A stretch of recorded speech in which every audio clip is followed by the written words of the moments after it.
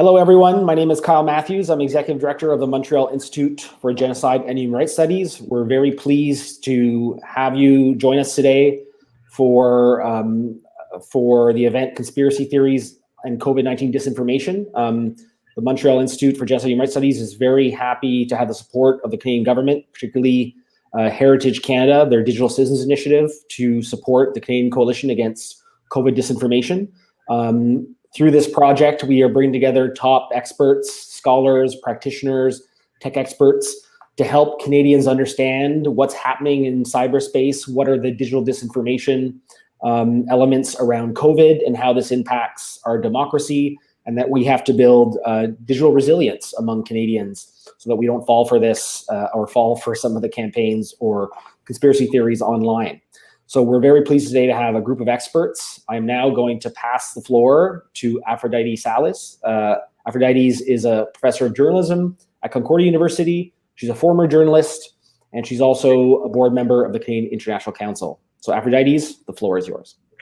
Thank you, Kyle, and welcome to everyone. The way we're going to organize this event is as follows. Each of our three speakers will have time to make a short presentation, at which point we will shift to a conversation, and then we will take questions from the audience, which you will be able to type into the chat box. All right, so I'll start by introducing the three experts we have with us today. Dr. Joan Donovan is director and lead researcher of the Technology and Social Change Research Project at the Shorenstein Center on Media, Politics, and Public Policy at Harvard Kennedy School. Melanie Smith is the head of analysis at Graphika, which analyzes social media landscapes and conversations to discover how communities form online and how influence and information flow within large-scale networks, with a focus on disinformation detection and risks to electoral integrity. And we also have Dr. Heidi Tworek, who is an associate professor of international history and public policy at the University of British Columbia, Vancouver, Canada. She works on media, international organizations, and transatlantic relations. To begin, I would like to pass the microphone to Dr. Donovan. Thank you for having me. I'm really excited to be here. Also a Concordia alum, if you didn't know, our research has been really focused on generating case studies about media manipulation, disinformation tactics, but more recently with a focus on looking at medical misinformation and the vaccine rollout. Thank you.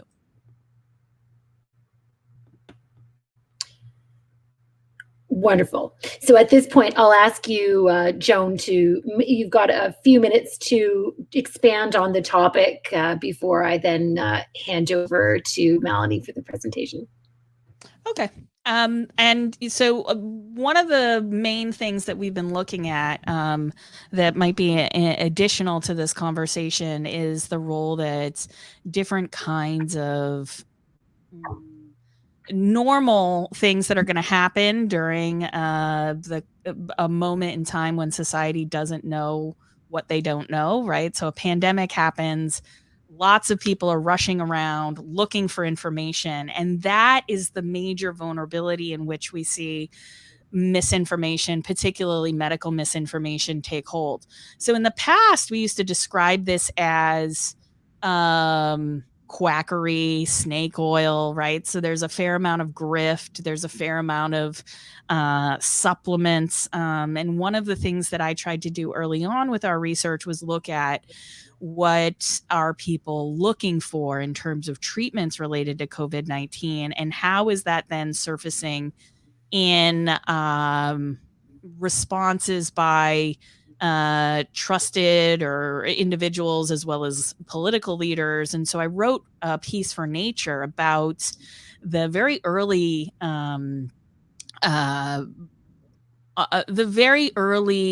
campaigns to try to make it seem as if hydroxychloroquine was much more effective than it was. Science moves really slow. One of my persistent aches, I think, as a researcher, is how slow it is to make knowledge and actually how expensive it is to make knowledge. And so it's alluring as a politician to be able to say, oh, well, the cure has actually been here the whole time, and we have years of use of this drug, and so it's safe to roll out in mass quantities. And so hydroxychloroquine actually solved the political problem of quelling panic in society, but at the same time, it opened an enormous scientific problem, which is to say that the science was still not well formed, but what we had were a couple of folks who became almost evangelists of hydroxychloroquine and made sure that different media outlets started covering any anecdotal evidence of hydroxychloroquine as if it was the next greatest scientific discovery. And in the course of doing that research on, what would be considered miracle cures at that point, of course, the US President Trump was giving a press conference and said very clearly that he believes, almost as if he has an intuition rather than fact, that HCQ and hydroxychloroquine is going to be this miracle drug. And through the course of our research on not just this, but other potential cures, one thing became really apparent and actually pretty scary, which is to say that if people hear about these kinds of cures, they're going to rush to try them. And that kind of behavioral shift is not something we necessarily see with other forms of disinformation.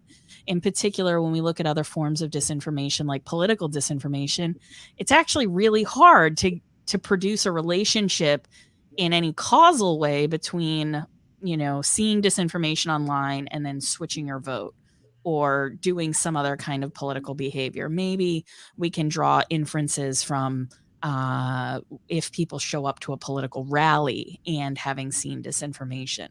But in the case of health behaviors, people see, at least in the United States, access to medicine as a scarcity, and as a result, will rush in if they think that they can get to the front of the line, which is actually presenting interesting as we worry about what kind of disinformation or misinformation is going to affect vaccine rollout. We do have a very skeptical public in the United States related to the vaccine, and there's been a lot of polling, and it seems that a lot of Americans or a lot of people in the US are, I don't want to say Americans because Canada might count as American.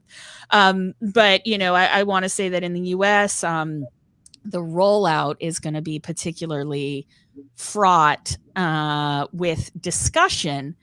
But if people actually do get access to the vaccine, what we expect is it becomes less of a, well, maybe I'll take the vaccine, when you're confronted with, do you want it or not? Like, people most likely will choose to get it based on the ways in which we've seen different vaccine rollouts happen. Of course, there are other additional complications, like we've seen the BBC today reporting on what looked like a side effect of the Pfizer vaccine, which actually was not true. It was a picture being used by anti-vaccine activists to say, if you take this vaccine, literally your feet are going to rot away, and that was not true. But it's important, I think, to notice that there's a couple of different features that I'd love to get into in the discussion about when confronted with the actual choice. Do we expect people to go get the vaccine, regardless of everything that they've heard? And then the second confounding factor is they're actually trying to vaccinate first responders and then older people with comorbidities. And so the typical movement-based activism around not making vaccines mandatory, the discourse tends to center on children. But because children look as if they might be last in line for this kind of vaccine, we also have a different population that we need to message to. And so I'll leave it at that, and excited to see what my co-panelists have to say. Thank you. Thank you so much, Joan. Really enlightening, and can't wait to get into some of those points in the discussion. Next, I'll hand over to Melanie. Hi, thanks for having me. I'm Melanie Smith. I am the head of analysis at Graphika. We've been studying the rise of conspiracy movements like QAnon in this context for a few years now. And in light of the pandemic, we've been looking at the impact of the theories that are really central to those movements on the spread of COVID-19 disinformation. So this is kind of health disinformation and political disinformation taking root at the same time, and thinking about the impacts of those types of theories on a networked approach to how that information is spread. So a couple of things just kind of on our research from 2018 until now.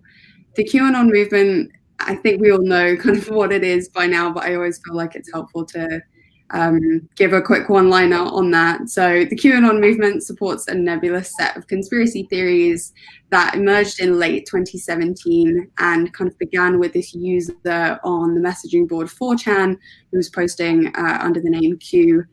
This has morphed into something quite different from how it began and operates on platforms that it didn't initially. But essentially revolves around the idea that there is a group of elites that are embedded in influential positions in places like government and media and the arts and also finance. So in terms of what Graphika has been seeing with regard to kind of both the way that the network itself is structured, the way that the QAnon community is structured, and how conversations are kind of taking place over the last few years, there's just a couple of things that I wanted to note, and hopefully we can get into these in the discussion too. The first thing is just that QAnon is extremely wide-ranging and adaptable, and I think that is really where it ties into this conversation about COVID-19 disinformation. And I think one of the major successes as a movement is this ability to shape shift and adapt to different events in the news cycle, the pandemic being one of them, but the US political landscape being another. And it's able to do this really because the belief structure is very straightforward. There's a good and there's an evil, and in the US context, there's a hero in President Trump, and there are many kind of villainous people and institutions working against them.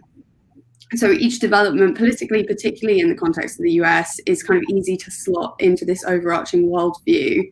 And that also from our research kind of ties in with how the network functions online. And the main finding really is that it's just become more autonomous over time. So what started out as a relatively tight-knit community online, relatively insular, not necessarily looking to kind of spread the message far and wide, what we're looking at now is a very different depiction of that. So we've really seen a community become more independent and less reliant on mainstream right-wing influencers at the time in 2018. That was kind of the major way that they were spreading the message. They've become less reliant on those accounts over time and have kind of built up their own sense of who is an influencer and who's really centralizing the ideas in that community. That mainstreaming, I think, has been most successful because of a kind of softening of rhetoric with QAnon. We don't often see, particularly in the context of COVID-19 disinformation, we don't see that more hardcore conspiracy-minded theories taking place in mainstream conversation on mainstream platforms. So there's less focus on kind of the traditional QAnon theories, which were about Hollywood and the trafficking of children by this group of elites. And we see more focus on undermining trust in the media and undermining trust in public health institutions and kind of public health awareness campaigns, particularly around COVID. One other thing just from our research from 2018 until now, this is not just happening in the US. I know I've mentioned that the US context a few times already, but this really is a community and an influence that's expanding beyond the US. There were active international QAnon clusters showing up in our network maps in places like Brazil and Japan before the pandemic, but we've really seen a rapid growth of QAnon support in European countries since the spring and further afield. The internationalization of that community is something that really concerns me as a researcher, because I think it represents the spread of what is essentially an anti-government conspiracy in a time in which communication from government is really important, and we're kind of seeing it align with health misinformation communities and health skeptics in different places. So you kind of have this bringing together of, like I said, health and political disinformation that can be really unhelpful at a time where there's institutions that need to communicate with the public in a very straightforward way. Just a couple of comments on the anti-vax side of things. That's research that we have been doing for a little while, is studying the conversation around the potential rollout of a vaccine globally, and kind of focusing in on a few different countries. I think the interesting part of thinking about how QAnon fits into COVID-19 disinformation is that piece about adaptability. And the conversation itself has shifted so much from, the government's lying to you, the media's lying to you, and with a very specific focus on the restrictions that government have placed on populations to control the spread of the pandemic. So we've seen in the summer, obviously, a lot of conversation about masks, the efficacy of wearing a mask, the efficacy of staying home, and of kind of mass lockdowns at large. This is something that varies quite a lot between countries and between platforms, so it's difficult to really get a sense of what the global conversation is. So, for example, in the UK, I'm sure, having seen the news today, it's a bit of a tricky thing to talk about, but the Pfizer vaccine being rolled out this week. When it was announced last week, there was a massive spread in conversation around the word thalidomide, which is a drug that was prescribed to pregnant women in the 50s and 60s with relatively detrimental effects on their children. And Google Trends showed a huge spike in searches for the word thalidomide just after the vaccine announcement went out. And that's really interesting as a researcher to kind of see which different narratives are playing out within health skeptic communities, and particularly with COVID denialists with regard to drugs and treatments and potential vaccinations being rolled out. I'll leave it there for now. Sorry, I've taken too much time. Thanks. Thank you. No, Melanie, that was great. And I think you made some really fascinating points, particularly about just how this vaccine rollout is going to happen. So that will definitely be something we'll pick up on in conversation. Next, I'd like to hand the microphone over to Heidi, to Dr. Tworek for a few moments, please. Well, thanks so much, Aphrodite. And it's actually perfect that I'm coming after Joan and Melanie, who've both done such stellar work on disinformation and health misinformation and health skepticism, what we might call poor quality information in a whole host of ways. So I had been working on the history of health communications for a few years, and this was something that, of course, a subset of researchers had been working on already in the present, looking at things like anti-vaxxer communities, how they were spread, who was funding them, what was going on online, and so on and so forth. But of course, we've seen that blossom, unfortunately, in all sorts of ways since COVID-19. But what I've been doing over the last 8 to 10 months is trying to take a little bit of a different tack, which is to try and figure out what makes for effective communications. So I led a team that wrote a report looking at how 9 democracies around the world communicated around COVID-19 and what were effective principles that we could see that also aligned with democratic norms. Because one of the other problems that we see during COVID-19, which I would say historically is generally a problem during pandemics, is that more authoritarian leaning governments often use health emergencies as a way to accrue political power to themselves and to constrain rights. So there are genuine concerns, for example, documented by Freedom House, about how more authoritarian leaning countries have used states of emergency to constrain people's freedom of expression, clamp down on human rights, and so on and so forth. So what I was really interested in doing is trying to figure out, okay, are there democratic ways of communicating around COVID-19 that can be effective? So as I said, we looked at 9 countries around the world on 5 continents: South Korea, Taiwan, New Zealand, Senegal, Norway, Sweden, Denmark, Germany, and Canada. And then within Canada, we looked at British Columbia and Ontario to try to draw out what were some principles of really effective communications around COVID-19. So the good news is that we found a lot of them. Obviously in this terrible pandemic, we've often focused on places that have had real trouble communicating, where things have been politicized and high-level political figures have, for example, jumped on things like hydroxychloroquine as miracle cures and so on. But we can also see in some of the examples that we looked at many, many effective modes of communication. So I'll just lay out a couple, and then we can delve into some more later. But one of the keys that we saw was figuring out a good division of labor between what public health officials say and what politicians say. So in the case of South Korea, for example, public health officials tell you the guidelines, but politicians tell you the meaning behind it. And they think very carefully about what the metaphors are that they're using. So in South Korea, for example, President Moon describes COVID as a relay race, where South Koreans are running this together and everybody should be getting over the finish line. Something that we think is much more effective, for example, than the kind of military metaphors, the sort of authoritarian top-down, can land you in all sorts of issues when you start to enforce fines, often on marginalized communities. And the other thing that we saw was very successful was the way in which many governments very quickly tried to pull in civil society.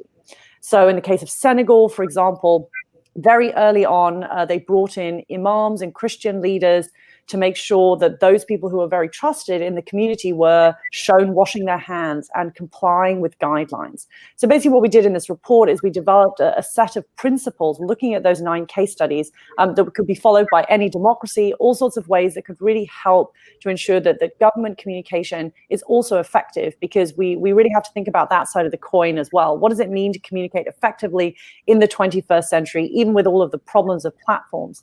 One way to think about this, I think, is a type of positive flood the zone. So we saw this in places like Taiwan, South Korea, or New Zealand, where various types of ministries were very effectively trying to use digital tools, everything from Facebook Live in New Zealand to building online digital maps in Taiwan to show where mask supplies were available. So using these tools to get information for people so that when they are anxious and looking for information, what they find is information that is reliable, that they can look to, which can help to forestall rumors. So this, I think, is something that I worry about in many places where we have seen insufficiently innovative communication. We haven't seen it think about some of the basic principles that were in the US's CDC manuals on communication about empathy and rapport building and avoiding stigmatization of various communities. So the major sort of point of this report was we can see that there are a set of countries that have done a pretty good job in communicating effectively. There have been fewer rumors, fewer problems along the lines of what Joan and Melanie describe in those countries. So alongside thinking about this problem of combating disinformation, we also need to think about what it means to have effective health communications in the 21st century. And that, of course, continues to be a massive issue as we get into the winter, this type of wave, and we think about vaccine rollout. Wonderful. Thank you so much for your comments. This is great. Okay, so for the next few minutes, I'll be asking questions of the 3 panelists, but at this point, I also want to invite our audience members to, if you have a question that's popped into your head, just type it into the comments bar for our next segment, which I will then read the questions out for our panelists. But just to start off this part of the conversation, the last point you made, well, just in terms of the positive communications or the good communications, Heidi, can you give a sense of, in all of the different countries that you studied of effective communication, was there one particular example of something that was done that you think would work particularly well now that we're looking at vaccine rollout? Like, is there something that someone did in one of those countries that you think would be applied very well to this next phase of dealing with the crisis? Yeah, I mean, one of the things that we found was that each of these countries did little things slightly differently because they really focused on the context of that particular country. But one example that I really liked was trying to think about this much more as a two-way street. So what we found in countries that were affected was this wasn't just governments pumping out information, but rather they were really trying to pull in civil society and have two-way conversations. So for example, in New Zealand, Jacinda Ardern spent quite a lot of time doing Facebook Lives called Conversations through COVID.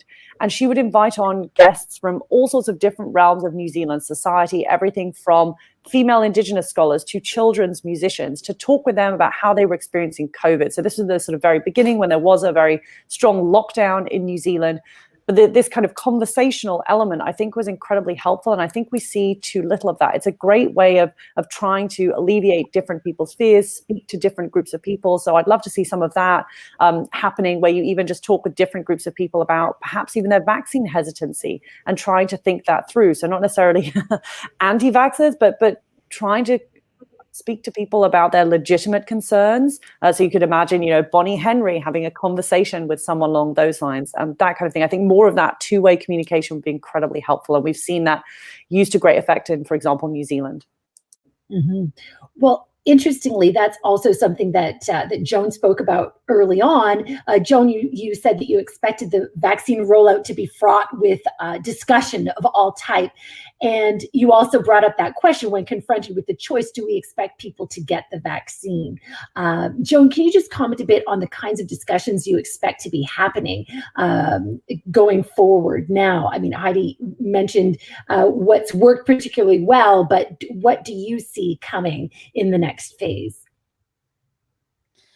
Well, I mean, in the UX context, everything has been politicized. And even simple interventions like mask wearing is seen as a defiant political act if you refuse to wear a mask. And so one of the things that we have to reckon with is, at least in the US, is that we are going to have a deficit of doses for quite some time. And so it's not actually going to be the case that we're not going to be able to find bodies to put, vaccines in. It's actually going to be probably a very large conversation about access and prioritization that are where if I was doing public messaging or politicians seeking audiences to be receptive to this, that for quite a while, I think it's going to be a really big question about who gets the vaccine first, and worrying less about, folks that are going to refuse on some kind of political principle, which raises the other question about the flow of timely, local, relevant, and accurate information online, which is to say that we have built a media ecosystem with social media that is really tilted in favor of people who can use both the speed and the scale to get their messages out there. And then many of us researchers or public health officials, everything is then done in reaction to that. And so I think another strategy that goes beyond messaging actually has to do with the design of the infrastructure itself, which is to say that when people are looking for information, which is when they are most vulnerable to encounter misinformation, because they know what they don't know and they're looking for an answer. We have to be really careful then about what search returns are coming back, especially getting on social media companies to pay very close attention to the kinds of trends that Melanie was highlighting, and then using human reviewers to make sure that whatever ends up trending, whatever ends up coming back to people, is what it says it is, and is, in this case, when it comes to vaccines, accurate information. We don't really have systems in place right now for increasing the flow of timely, local, relevant, and accurate information. So that's where I've been investing most of my time as a researcher, is in thinking about, well, what might those strategies look like? How do we get at content curation rather than reactive content moderation. Brilliant point. And also you mentioned, I'd like to pick up on the last point you made about trends and what Melanie was talking about, particularly in terms of the internationalization. And Melanie, my question to you would be, do you feel that there's a relationship between conspiracy theories that we see elsewhere around the globe versus North America, for example, this internationalization aspect? Yeah, I do. I think what we've seen with the spread of COVID-19 disinformation is really an aligning of views in places where there are strong conspiracy movements and there are strong anti-government movements. That is to say, healthy, skeptical, dissident movements that question the ideas of their government. The problem that seems to be the case in the aligning of QAnon with those things is that QAnon is very easy to apply to every government context. In the way that I was kind of explaining earlier, with the belief structure being so straightforward that there is a good and there's an evil, that there is a deep state really working against you, COVID-19 as a situation falls quite neatly into that type of conspiracy theory. So what I think we've seen is, particularly in places like Brazil and Japan, where there are a lot of healthy, skeptical anti-government movements, and there's also a lot of conspiracy movements. We saw QAnon really taking off in those places first, pre-pandemic. The countries in Europe that have very strong COVID protest movements and movements that are kind of protesting the restrictions, however specific they may be. For example, Germany and in France, in the UK, they seem to be picking up on this political disinformation piece and the political conspiracy kind of later on. So it may be through COVID-19 that somebody would first encounter QAnon content, for example, rather than the other way around. So I do think the situation in North America is quite different. We did see a very consolidated conspiracy community, a very wide-ranging conspiracy community. So, for example, in the US, there are very big movements around things like 9/11 truthing. There are very big kind of conspiracy theories about certain individuals that played, unfortunately, very neatly into the kind of community building that the QAnon movement really was looking for. Mm-hmm. One question as well, actually, for all three of you, in advance of taking questions from the audience, what I've noticed a lot on social media lately is just a lot of people saying, how do I deal when my family or my friends are spreading misinformation without realizing it or believing in these conspiracy theories? What can people do when confronted with this? It's a fine line, and there's been a lot of discussion online. What I've been noticing is just people not sure how to handle the kind of misinformation, disinformation flow within their own social circles. I mean, one of the things that I've recommended to folks is just to listen and try to hear what the pain point is rather than what the theory is. I don't recommend trying to refute conspiracy point by point. I mean, here with QAnon, you have a group of people who think potentially that JFK is going to run for president in 2024. I mean, there's just some strange theories out there that these folks adhere to that are not based at all in any kind of realistic scenario. One of the things that's been interesting to contemplate, though, is how do you approach people with dignity when they're potentially also looking for debate? It could be that you're getting trolled. Be cognizant of the fact that sometimes the point is just to upset you. And so you have to really think about what the engagement is going to be, what your level of concern is, and then, how you're going to approach it isn't necessarily, if you approach someone with dignity and respect and say to them, with a more compassionate frame that, well, what's the harm then in wearing a mask if, X, Y, and Z is happening, But it's a really difficult thing. It's very contextual in the sense that it really matters what that person is struggling with and what the ways in which they're being reached out to by these different groups. One of the things that I think our data analysis really hides about conspiracy networks is actually that they're communities, that these people are being drawn in, they're being talked to. It's very receptive to open questions. And but then when that becomes all you see and all you're interested in, then that's when it starts to present a problem. And so as you're approaching someone, you really want to understand a little bit about, well, where else are they getting community and how else might they be getting information, and then approach it from that viewpoint. Actually, I see quite a number of audience comments and questions related to this topic, so I'll start weaving in some of them. Najola Chorus and another one from asks a question that someone else in the audience is also asking: is there any pressure on social media platforms to actually remove disinformation rather than just tag it? Melanie or Heidi or Joan? Yeah. I think the answer to that question is yes, there is pressure.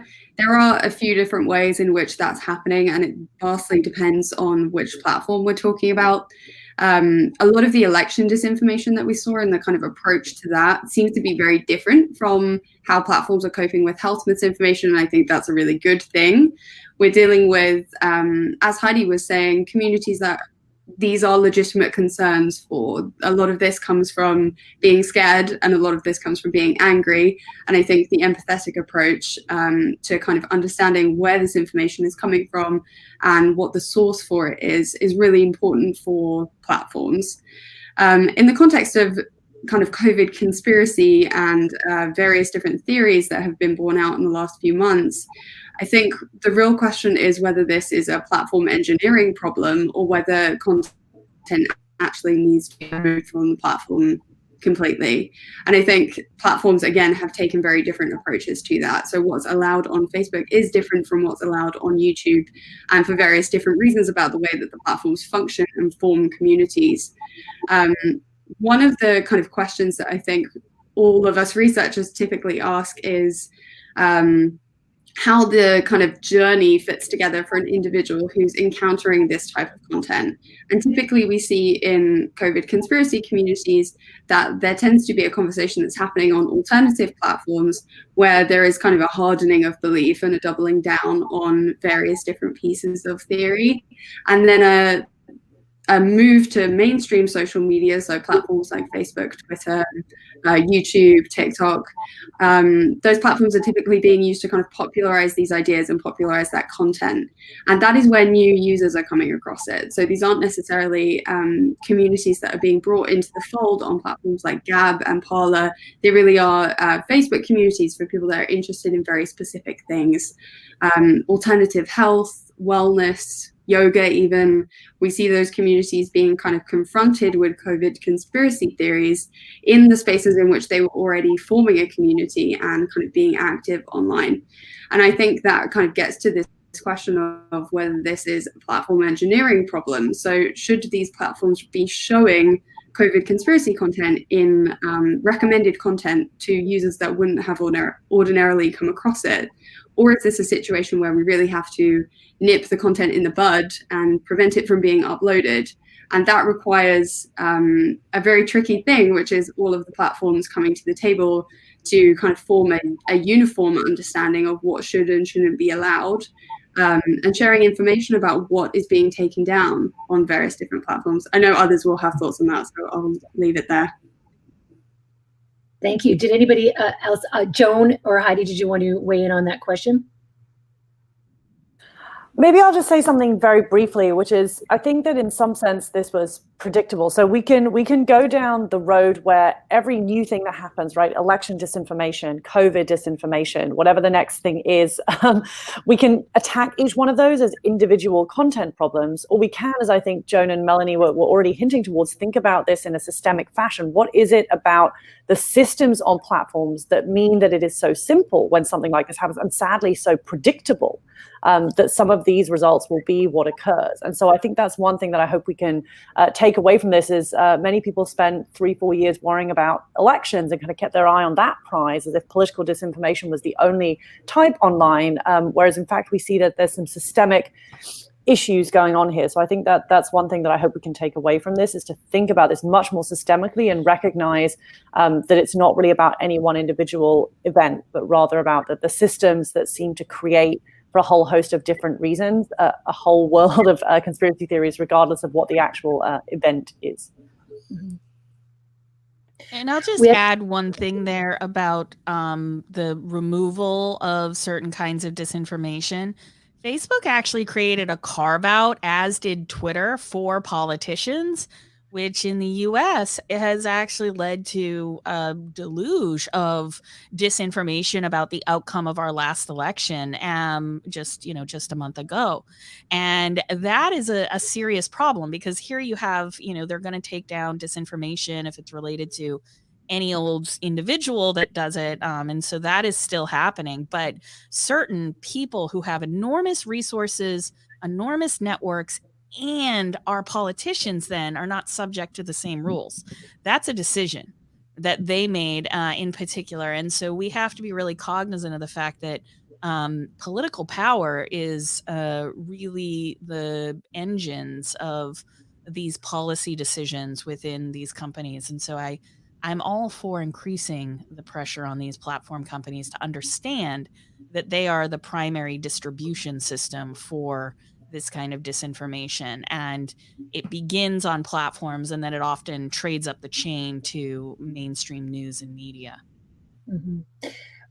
Just to continue on that, the question from the audience that's been posted a few minutes ago, much focus has been on following conspiracy theories on platforms like Twitter and Facebook. What do we know about closed messaging apps like Telegram or Snapchat?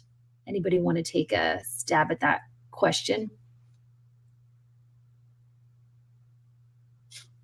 I think the answer is we know much less, purely because of data availability. We have a sense in which we have a sense of how those platforms fit into, like I said earlier, one person's journey for kind of encountering content and where it goes from there. One of the easy ways to do that is by looking at outbound links from other platforms. So are there conversations that are taking place about, for example, COVID conspiracy, in which one user says, actually, we should talk about this on Telegram, or actually there's this interesting user on this other platform that has something to say about this, or have you seen this video? So you can kind of get a sense of how different platforms are playing into different pieces of the conversation. Obviously, they're used for different things. So the open platforms, places like Twitter, largely used for kind of broadcasting conspiracy theories and building up an influencer base. With platforms like Facebook, you obviously have the pages and group functions, which allows for a little bit of community building. On the private messaging apps, you really have to know where to look.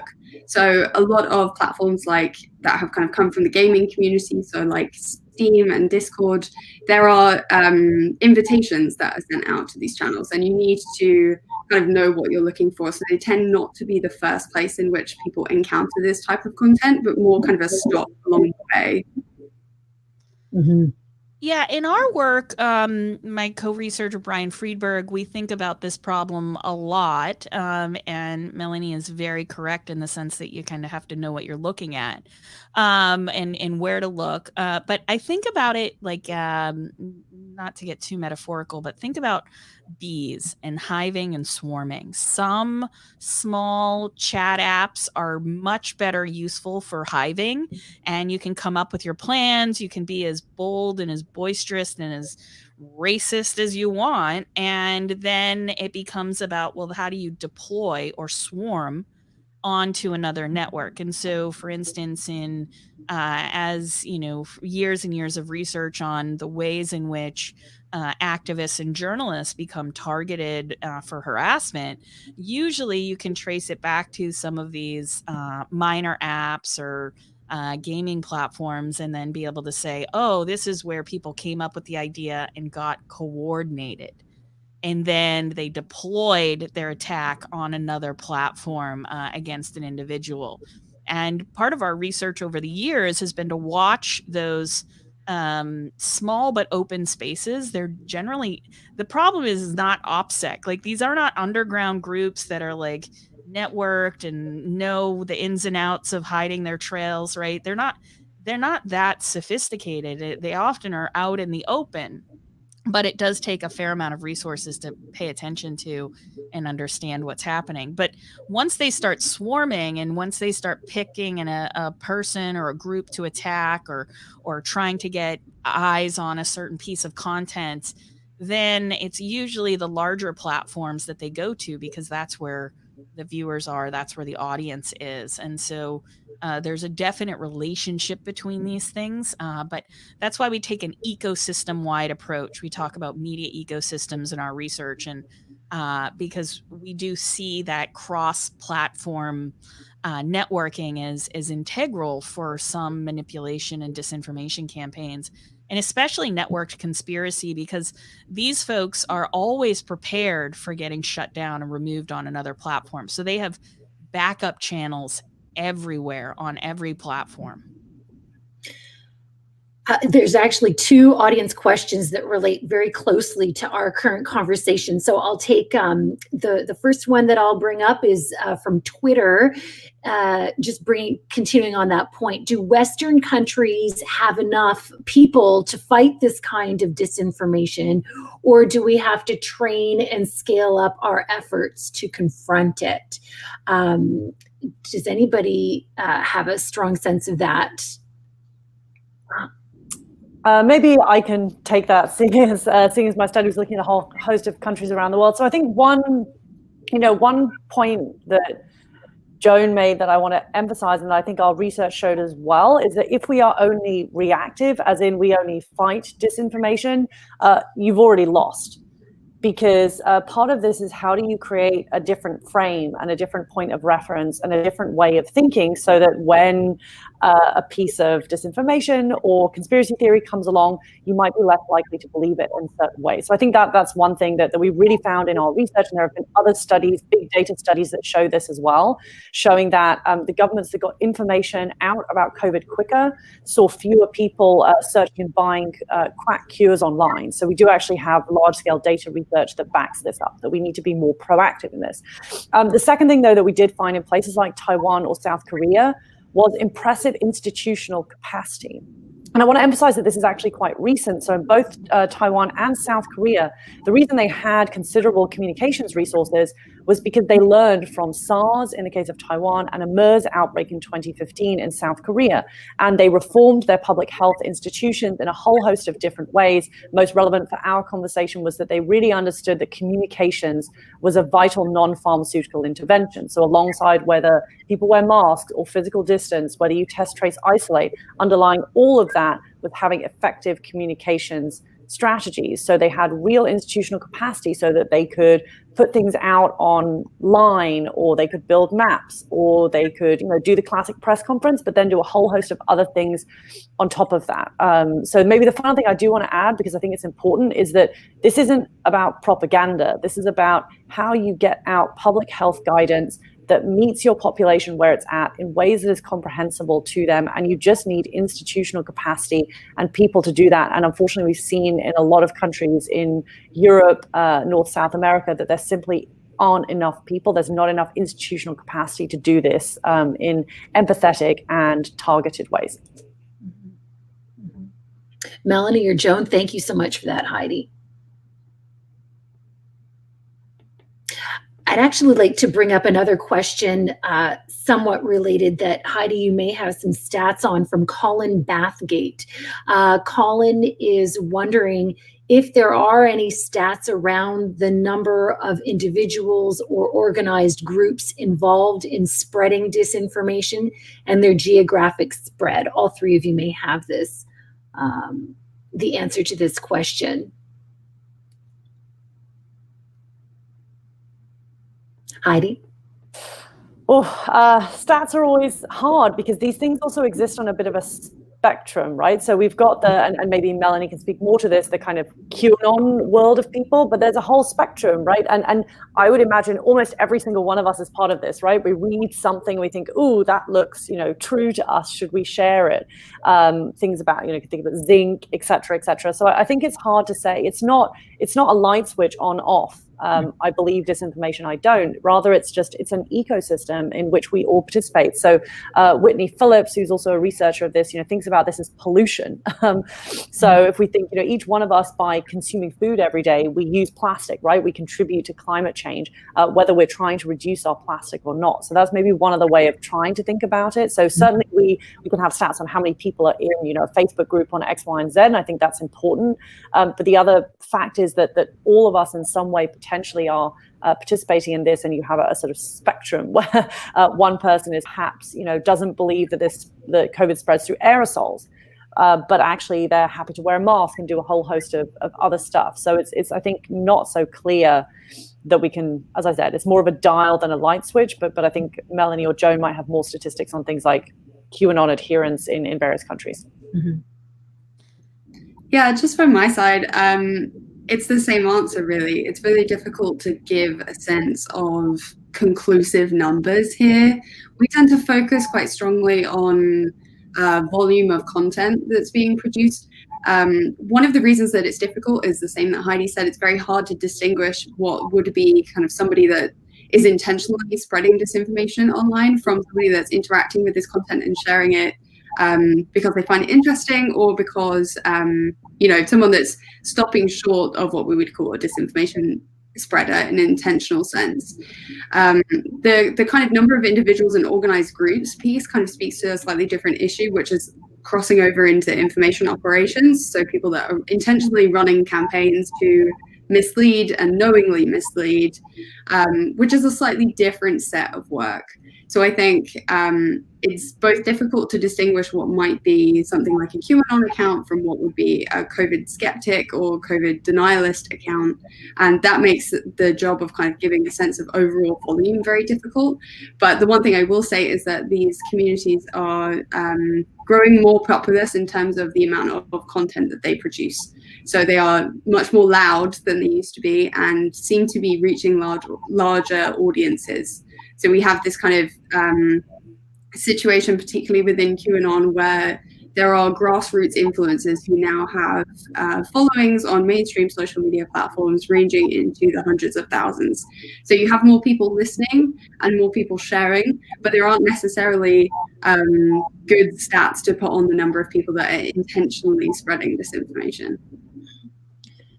And yeah, one thing I'll add and tweak your question a bit, which is, do we have stats on the number of individuals or organized groups profiting from the spread of disinformation, right? That is something that we can answer empirically. And I've done some research on that related to hate groups with when I was back at Data and Society, when we did a great report with Whitney Phillips on the oxygen of amplification, but then also another stellar report with Becca Lewis on the Alternative Influence Network, looking at, there's actually a very small group of people on YouTube that are hate mongers that are profiting from and are really trying to advance the causes of white nationalism. But when you start to pick apart and look at, well, what are the incentive structures in place for certain kinds of disinformation campaign operators, we tend to see a pattern. We tend to see the same people over and over and over again, trying it again. So we have a model up on mediamanipulation.org about the life cycle of a media manipulation campaign. And one of the things that we thought was important to put in to the life cycle is for thinking about, well, how do manipulators adapt to any kind of mitigation efforts? Because when we see cross purposes where spreading misinformation is also somebody's job or is their lifestyle and their brand as an influencer, we tend to see them at the center of some of the more noxious campaigns. As well, the participants then are doing the job of sharing, not just as a just in case share like we saw early on with COVID, where people were sharing that chain letter that said drink a little bit of water every 15 minutes and hold your breath for 10 seconds as a way to test if you have COVID. Of course, these were erroneous explanations, but they were traveling in a kind of chain letter format. But when we look at why people participate, and a lot of it is done out of political causes and out of political participation and out of this idea that you're participating in something bigger than yourself by getting the word out. And those kinds of sharing patterns, we need platform companies to actually investigate and then come up with a solution, an actual design-based infrastructural solution to slow that kind of spread. But once we look at who's profiting, it becomes very clear what the patterns are around certain genres of disinformation. Thank you, Joan. I have another question, somewhat related in terms of, from Robin Miller. With a few credentialed people touting bunk, for example, fringe doctors, how should a layperson determine whether someone is actually an expert? My goodness, I'll tell you, it is hard. One of the things that clued me in very early on to the mythos of hydroxychloroquine was I started to look at who was pushing it. One of them was an eye doctor with a Twitter account mostly about Bitcoin. And the other person was really stretching the bounds of an affiliation at Stanford, which when I investigated the affiliation, it turns out that you could just apply to be an affiliate at this with this certain designation, and that they had something that, hundreds of affiliates. And so it didn't actually mean anything. The other hard part of this that we're looking into understanding is someone can be credentialed, have a PhD, and that's not what their specialty is. And so it's a very hard thing to substantiate someone's credentials, especially in the case where they might be politically motivated to flout their credentials in order to achieve a specific kind of end. And we see this a lot in doctors that are called in to attest to the idea that somehow the pandemic isn't as bad as it seems, or that certain treatments are capable of handling things at home. You're capable of handling COVID at home if you take X, Y, and Z regimens, and those are a little bit harder to vet. But I would always suggest going to the website of the organization they say that they're involved in, looking at if they are a university faculty member, they should have a CV available, looking at their past publications and saying, do they have expertise in this area? And I know that is like a rabbit hole to go down, but it's an important one if you are going to be sharing information with your friends and families. Responsibility in this case, unfortunately, falls on many of us, many individuals, to be good stewards of information that we share through our own social media. But yeah, it's hard for me some days when I'm just like, oh, that person's from, Harvard. They must be smart. And I'm just like, oh no, that is not the logical conclusion here. The logical conclusion is go back and take a look and make sure that they have a background in what they profess to be talking about and knowing more about than anybody else.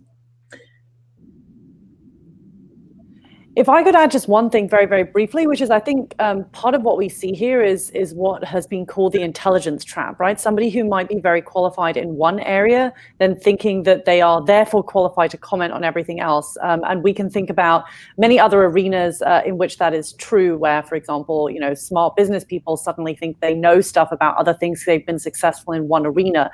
And that's where Joan's point about check what this person is really an expert in and understand that this is a phenomenon that has existed, long before the internet, that people who are very intelligent and capable in one area get into the trap where they think they know about other things. And that includes, the many different specialties of medicine. And one, I think, of the big problems here has been other types of fringe doctors playing epidemiologist, which is about a public and not about individuals. So that's another point to keep in mind, that often these kinds of people are touting individual cases when what COVID is a public health emergency, which relies on statistics and larger numbers, where epidemiologists have specific understandings that other types of doctors don't.